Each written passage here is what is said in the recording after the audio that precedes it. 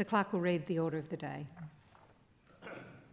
Government Business Notice Number 1, standing in the name of Mr Maley to present the Youth Justice Legislation Amendment Bill 2025, Serial 31.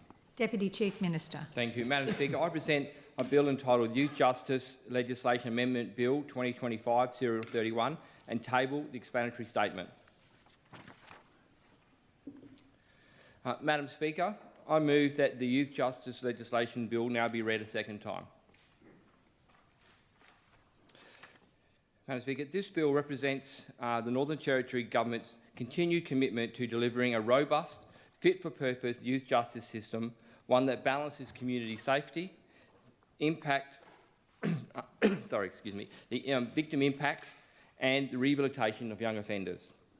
The bill delivers on the government's objective, including reducing the crime strategy, the recent machinery of government changes that saw youth justice transition into the Department of Corrections, and implementing real consequences for youth offending.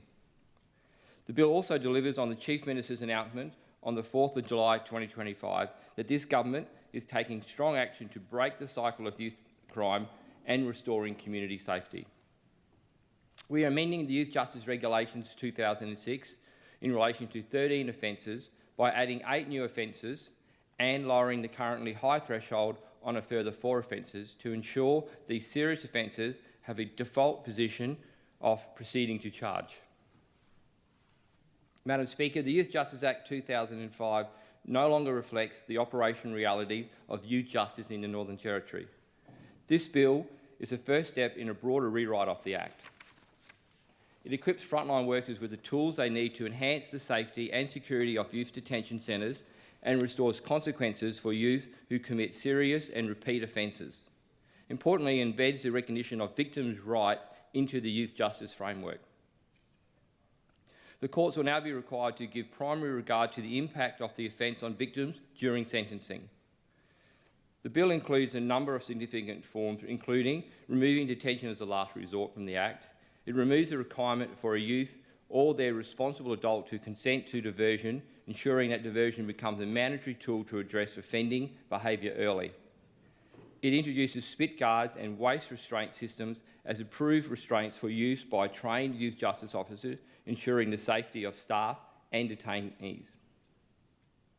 It clarifies the use of force, removing ambiguous language such as serious damage or imminent risk to provide certainty for officers and better protection of centres from harm, destruction and escape attempts.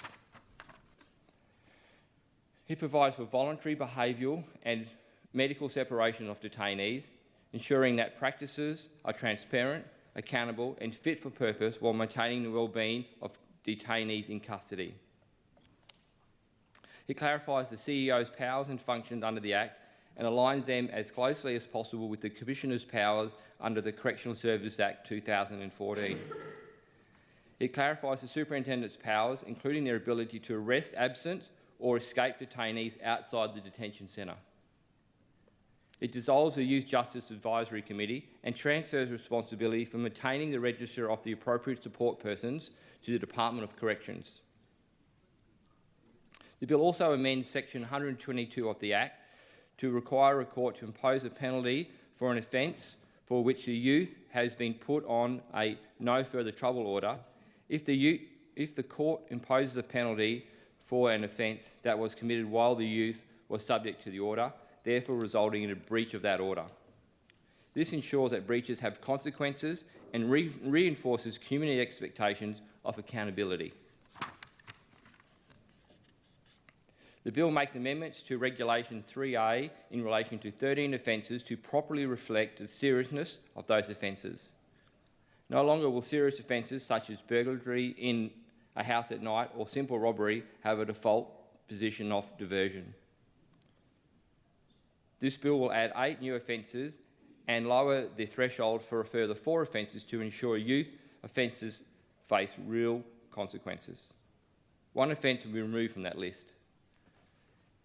In taking a balanced approach to updating the prescribed offences list, this government identified the offences of making off without payment where diversion was generally appropriate and therefore will be removed from the prescribed offences list. Madam Speaker, the Youth Justice Legislation Amendment Bill 2025 aims to restore the confidence of Territorians in our youth justice system.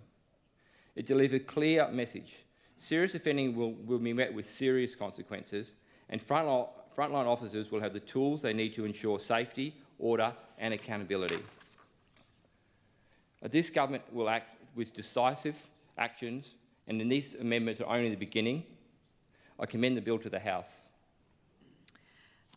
Deputy Chief Minister, just for the record, could you move that the bill be read a first time? I think you said second time. So just to For the record, clarify that. Madam Speaker, I move the bill be read a first time. Thank you. The question is that the bill be read a first time. Those of that opinion say aye, to the contrary no. I think the ayes have it. The Clerk.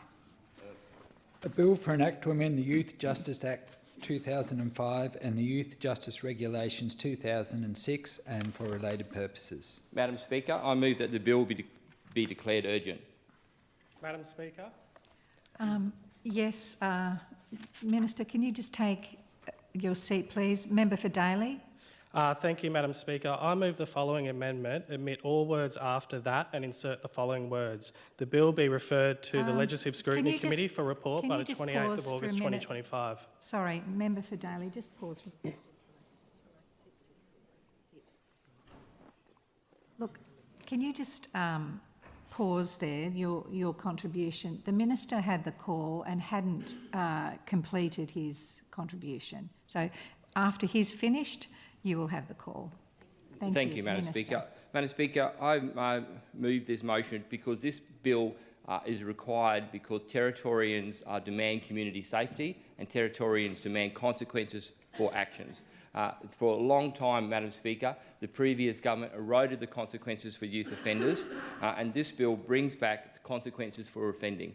It restores faith in the youth justice facilities because, Madam Speaker, some of the young offenders are getting away with what they want because there's been no consequences. For a long time, Madam Speaker, there's just been a slap on the hand and there's been no consequences for your action. These amendments, Madam Speaker, show that youth justice is going to be taken seriously, and it also gives the youth justice officers powers to be able to deal with those detainees and also prevent damage and prevent further harm to their young detainees. That's why it's urgent, Madam Speaker. We saw just on the weekend some recent events where younger people thought it's okay to carry knives. Madam Speaker, the community demand action. For the last 11 months, Madam Speaker, we have been moving decisively to make sure that there's action and there's consequences. This is further legislation, and Madam Speaker, that's why we're moving on urgency, because it needs to be done to protect detainees, to protect assets of the Northern Territory, and also to protect youth justice officers who do a great job. It also, Madam Speaker, brings in line, if there's an emergency, the Corrections Commissioner can deal with the emergencies in those youth justice facilities because we've had a realignment of the machinery of government, so now they will fall under one department. So, Madam Speaker, that's why this matter needs to be moved on an urgent basis.